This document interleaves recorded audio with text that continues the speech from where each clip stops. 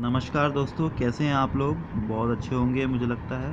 तो आज हम आप पहले हमारे स्टडीज़ टेक्निक्स के बारे में बताना चाह रहा हूँ। मैं पिछले वीडियो में ये बता रहा था कि यूपीएससी क्रैक कर 2018 क्रैक करने के लिए आपको किस चीज़ की स्ट्रैटेजी चाहिए, किस रूप से प्लानिंग चाहिए। मैंने ये तो बता चुका हूँ कि कितने घंटे और कैसे मेहनत करना है। अब मैं बताऊँगा कि क्या-क्या करना है। लेकिन उससे पहले आपको ये चैनल जो ग्रेड बाय एंट्री आपको दिख रहा है, जिस पे आप वीडियो प्ले कर रहे हो, उस पे आपको लाइक करना है उसके वीडियोस, सब्सक्राइब करना है और बेल आइकन दबाना है ताकि आपको और भी फ्यूचर अपडेट्स मिलते रहें। और अगर आपको वीडियो अच्छा लग रहा है तो इसे शेयर करें, नहीं अच्छा लग रहा है तो स्किप कर दें, कोई दिक्कत नहीं है। तो अभी हम आते हैं अपने तो मैं ये स्ट्रैटेजी उन्हीं को शेयर कर रहा हूँ जो बिगिनर्स हैं। दोस्तों याद रखिएगा, उन्हीं को शेयर हो रहा है जो बिगिनर्स हैं, ठीक है। तो अब हम इस पर अपनी स्ट्रैटेजी शेयर करने जा रहे हैं। तो दोस्तों ये आप देख सकते हैं, मैंने क्लियर कट बात बोली है कि फॉर बिगिनर्स, और ये ग्राउंड ज़ीरो प्रिपरेशन है। मतलब जिनका कुछ नहीं किया, जिन्होंने कुछ तैयारी नहीं की रखी, नए आए हुए हैं तैयारी में यूपीएससी के, तो उनके लिए बता रहे हो जा रहा हूँ। पहले सबसे पहले कुछ नहीं उठाना है। लोग कहते हैं कि पेपर उठा लो, पढ़ना चालू कर दो, कुछ करंट अफेयर्स के मैगजीन उठा लो, पढ़ना चालू कर दो। लेकिन वैसा सबसे पहले वैसा कुछ भी नहीं करना है। सबसे पहले आप एनसीईआरटी उठाएं। Don't read, just read newspaper directly. मैं पहले ही बोल दे रहा हूँ, पहले न्यूज़पेपर नहीं उठाना है। सबसे पहले आपको एनसीईआरटी उठाना है 6 से लेकर 12 तक की। कौन कौन सी सब्जेक्ट की? देखिए, मैंने यहाँ लिखा है, हिस्ट्री की उठानी है, पॉल साइंस की उठानी है, इकोनॉमिक की आपको 9 से लेकर 12 तक की उठानी है, ज्योग्राफी की भी आपको 6 से लेकर 12 तक की उठानी है, साइंस की आपको 6 से लेकर 10 तक की उठानी है। ठीक है दोस्तों, अभी मैं आता हूँ और बायो के लास्ट के 4 चैप्टर्स 12th स्टैंडर्ड के, जो फॉर एनवायरनमेंट, मैं इतना आप लोगों को बता दे रहा हूँ ये, ठीक है। उसके बाद हिस्ट्री में इसको सबसे पहले हमें प्रिपेयर, आपको नोट्स बनाना है। पहले आपको सब पूरा एनसीईआरटी के हर एक चैप्टर टू चैप्टर आपको पढ़ना पड़ेगा, और आपके हिसाब से जो भी पॉइंट इंपॉर्टेंट लगती है, हर चीज़ को अंडरलाइन मत कीजिएगा। थोड़ा जेन्युइनली और आँख खोल के सिंसियरली पढ़िएगा, तब जाके आपको कुछ फ़ायदा होगा, ठीक है।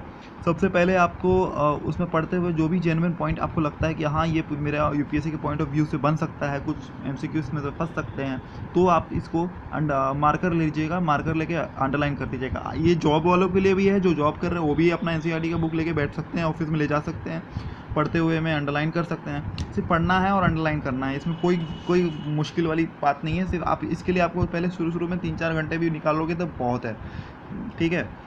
उसके बाद आपको नोट्स बनाने हैं, और उस नोट्स जो होगा वो आपका फाइनल नोट होगा। मतलब आपको 200 पेज की हर किताब की ये 200 तो 300 के पेज की किताबें लेनी है हर सब्जेक्ट्स की, जो भी मैंने सब्जेक्ट बताया है, history, political science, economy, geography, science, इन चार, और जो भी बताया मैंने, और इसकी किताबें बनानी है, अलग अलग किताबें बनानी है 200-300 पेजेस की।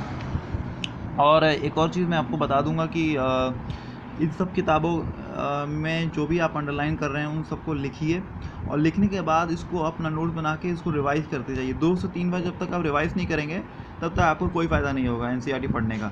देखिए, एनसीईआरटी कोई भी किताब पढ़ने का मतलब यही होता है कि इसमें आपको रिवाइज़ करना पड़ेगा ही। अब वो ज़माना ढल गया जब लोग कहते थे कि रट्टा मार के यूपीएससी निकाल सकते हो। बिल्कुल नहीं, अब यूपीएससी बिना रट्टा के नहीं निकलेगी।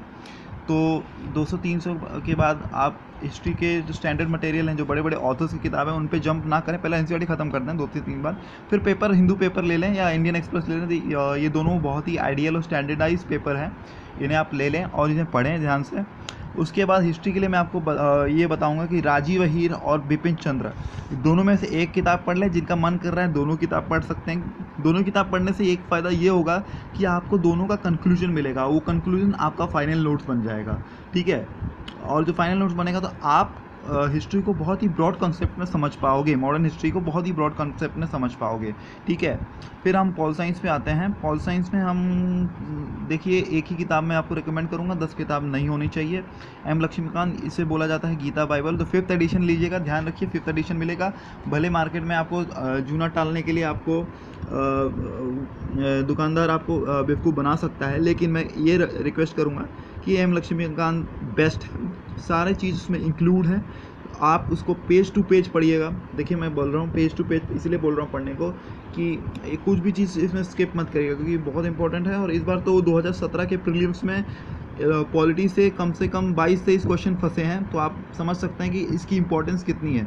ठीक है, अब हम इकोनॉमिक्स में आ जाते हैं। जैसे मैंने इकोनॉमिक्स में कहा था 9 से लेकर 12 की पढ़ना, उसमें भी 9 से 10 की तो पढ़नी है, लेकिन 11th और 12th की जो NCERT है ये सबसे बेस्ट है। इसको ध्यान से पढ़िएगा, इसको कोई चैप्टर को स्किप मत करिएगा। कि ये मत सोचिएगा कि आप 11th-12th का एग्ज़ाम दे रहे हैं, ये सोचिए कि आप UPSC दे रहे हैं। ठीक है, इसमें कोई चैप्टर स्किप मत करिएगा, बहुत इंपॉर्टेंट है। अगर आप, और अभी तो GST आया है, GST के सारे स्लैब पढ़ने हैं आपको। ठीक है, फिर हम IC डिंगरा उस पर आ जाते हैं। IC डिंगरा या रमेश सिंह सजेस्ट कर सकता हूँ मैं, लेकिन रमेश सिंह उनके लिए जो इकोनॉमिक्स ऑप्शनल ले रहे हैं, लेकिन IC डिंगरा बहुत बेस्ट बुक है। IC डिंगरा रमेश सिंह से उतनी मोटी नहीं है, 850 पेज की नहीं है, 450 पेज की है, लेकिन बहुत ही कंटेंट है, बहुत ही कॉन्सेप्चुअलाइज तरीके से समझाया गया है। तो IC डिंगरा मेरे हिसाब से बेस्ट है। जिनको रमेश सिंह अच्छी लग रही है वो रमेश सिंह से पढ़ें। और ठीक है, ज्योग्राफी के लिए मैं सबसे पहले बोलूँगा कि 6 से 12 तक की तो NCERT पढ़नी ही है, लेकिन 11-12 की NCERT को छोड़े ना, उसको बहुत ध्यान से पढ़ें। और उसके साथ साथ JC लियोंग साहब की किताबें हैं। और जिनको अगर ज्योग्राफी जिनका ऑप्शनल है वो माजिद हुसैन की भी किताब पढ़ सकते हैं। ठीक है, इसमें कोई दिक्कत नहीं है, लेकिन JC लियोंग और 11th-12 की NCERT पे काफ़ी जोर दें। इसका अलग से नोट्स बना के आप उस पर रिवाइज़ कर सकते हैं। बात साइंस की आती है, 6 से 10 बहुत है, मोर देन इनाफ है 6 से लेकर 10 तक की। और कुछ करंट अफेयर तो आपको हर थर्सडे आपको मिलते रहेंगे हिंदू पे न्यूज़पेपर में, तो उससे कोई आपको बेनिफिशियल हो सकता है। एनवायरनमेंट में आपको बता दिया था कि मैं लास्ट की 12th स्टैंडर्ड की बायो के लास्ट 4 चैप्टर्स पढ़ने हैं। और बात रही अभी और स्टैंडर्ड मटेरियल्स की, तो शंकर IAS करके उनकी बुक आती है, मार्केट में आपको अवेलेबल हो जाएगी। और जिनको शंकर IAS नहीं जम रहा, वो 9th स्टैंडर्ड की ICSE की किताब एनवायरमेंटल स्टडीज़ पढ़ सकते हैं। ये भी अच्छी किताब है, लेकिन शंकर IAS मार्केट में काफ़ी चर्चित है। ठीक है, तो all the best guys, all the best. मुझे उम्मीद है कि आप लोग इसको बहुत अच्छे से पढ़ेंगे और 2018 के लिए दमदार तरीके से तैयारी करेंगे। अब मैं नेक्स्ट सेशन ले आऊँगा कि न्यूज़पेपर को कैसे पढ़ा जाए। ठीक है, थैंक यू। और ज़रूर इस वीडियो को लाइक कीजिएगा, शेयर कीजिएगा और इस चैनल को सब्सक्राइब कीजिएगा। Thank you very much, love you all.